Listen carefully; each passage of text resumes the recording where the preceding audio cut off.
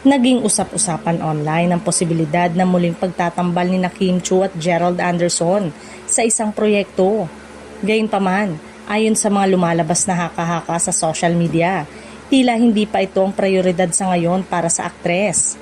Sa kasalukuyan, abala si Kim Chiu sa iba't iba niyang commitment sa telebisyon, endorsement at mga bagong proyekto.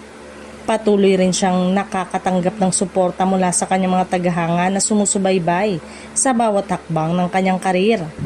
Dahil dito, may ilang netizen ang naniniwalang mas nakatuon muna si Kim sa kanyang mga kasalukuyang responsibilidad at mga oportunidad na dumarating sa kanyang profesional na buhay.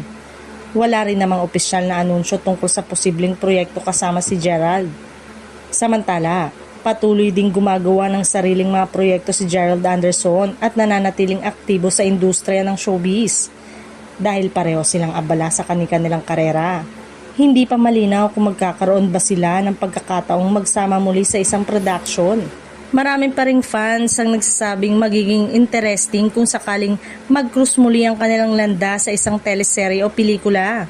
Gayunpaman, para sa iba, mas mahalaga ang pagpili ng mga artistang babagay sa isang proyekto kaysa sa pagbabalik ng mga dating tambalan.